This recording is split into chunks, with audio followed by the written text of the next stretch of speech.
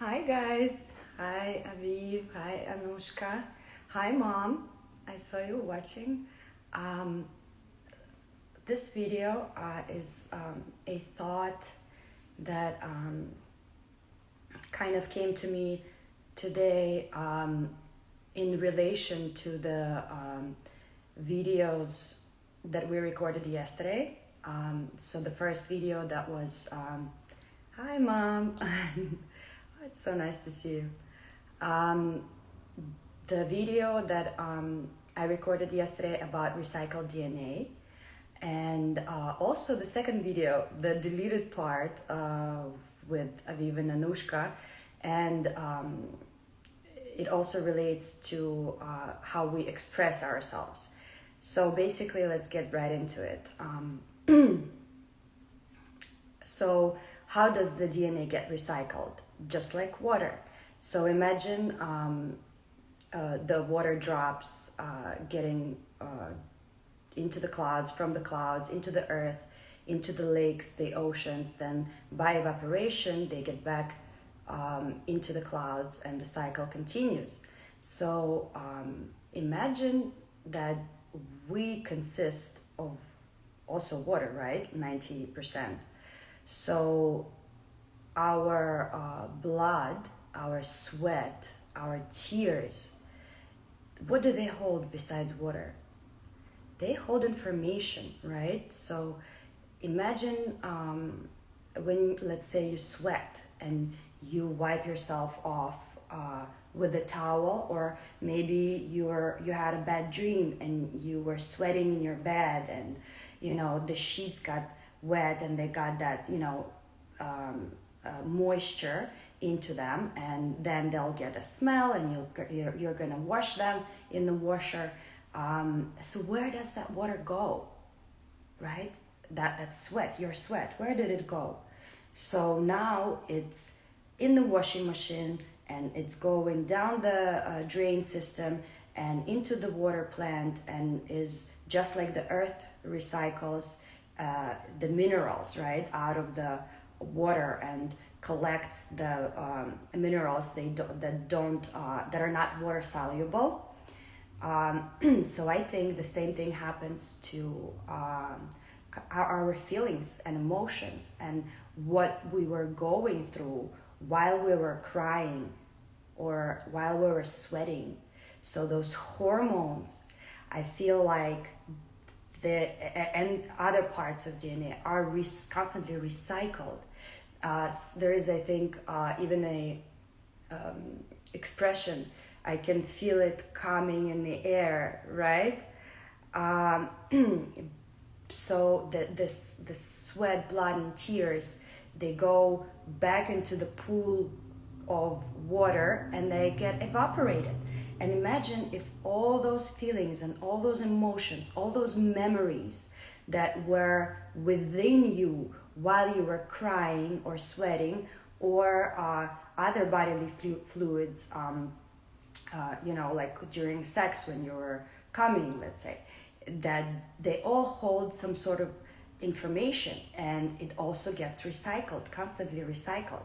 And on a collective level, the more people feel a certain way, the more it's going to be recycled and become essentially the air we breathe, right? Because air is another form of water. So I think it's such a big concept, but at the same time such a simple concept to understand. If you understand the recycling of water, I say that it is totally possible that even when, for example, let's say if I'm sleeping with a partner, right, in my bed, and he sweats or I sweat, we're exchanging fluids, right? Or I sleep in the same sheets that he was sleeping, and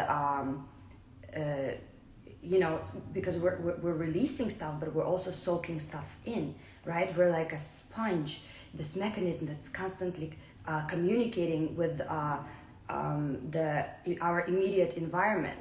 So we're constantly exchanging information, constantly exchanging DNA between each other, and that is not something.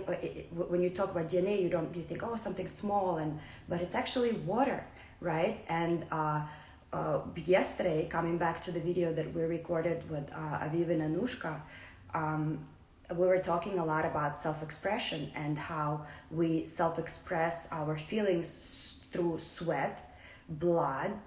Blood, that's a whole different part. Through sweat, tears, and how difficult it is for a guy to cry, right? And I think we came up to an understanding after talking to each other that maybe that's how we operate. Maybe that's why on the hormonal level, guys are, more, they have produce more testosterone. So for them, the releasing is easier done through ejaculation instead of crying. Like girls, for us, it's like, oh, if something terrible happens, like we just need to cry it out. We cry it out, and then we're like, oh, that wasn't really that bad. So we release that information through the tears, through the droplets, right? We physically got rid of that information. I also have, I know one girl who, she does it through sweat. So she exercises. Actually, many girls, I know that they have to go to the gym to release tension. And only through that runner's high, through that releasing of the sweat, through they come back home feeling refreshed, like, oh my God, this feels much better, and I feel like I've just released all this unnecessary information that's been inside. So I think in regards to also women, have a monthly cycle where you literally, and this is where the blood comes in, you're literally releasing blood. You're clearing out all this memory of the cycle, the moon cycle, right? That has been the pressures that's been building up.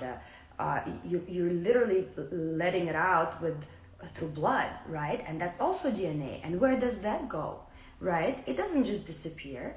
It goes into the constant recycling system.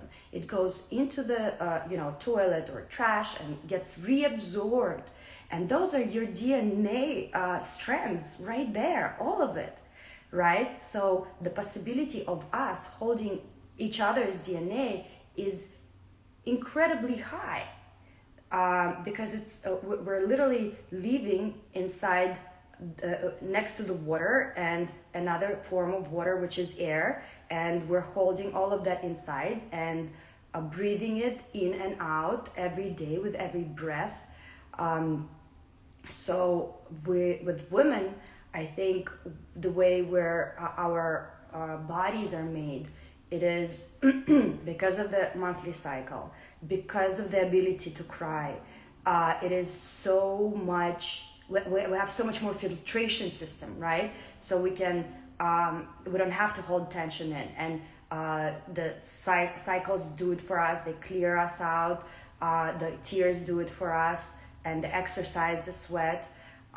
For guys, they don't have the monthly cycle. They don't have a lot of them, from what I understand, from the ones that I know, they have a hard time crying, even if they want to, right? And that's something we talked about yesterday with Aviv.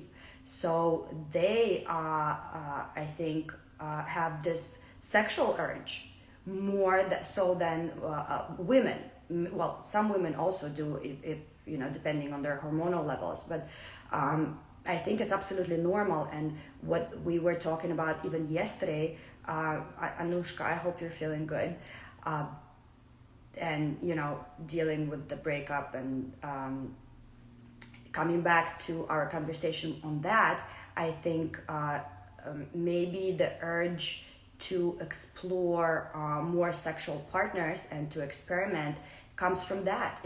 It's a form of filtration and releasing. And yes, you probably can't connect on a deeper level when you have many partners, but maybe that's just not what he needs right now. Maybe because he's going through so much, just like all of us are right now. We're dealing through so much, and as a girl, we can cry, we're still get the cycle, and for guys it's like, where do we release that tension?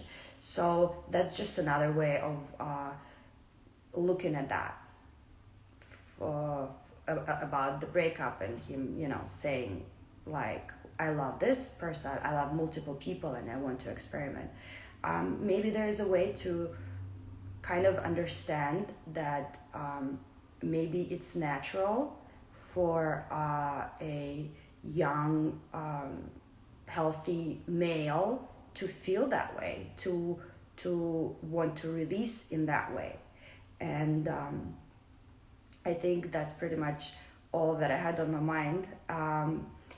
I'll talk to you later. Thank you for listening. And Anushka, I'm sending you my love and lots of strength. And you know my number. Please, anytime you have any more questions, give me a call.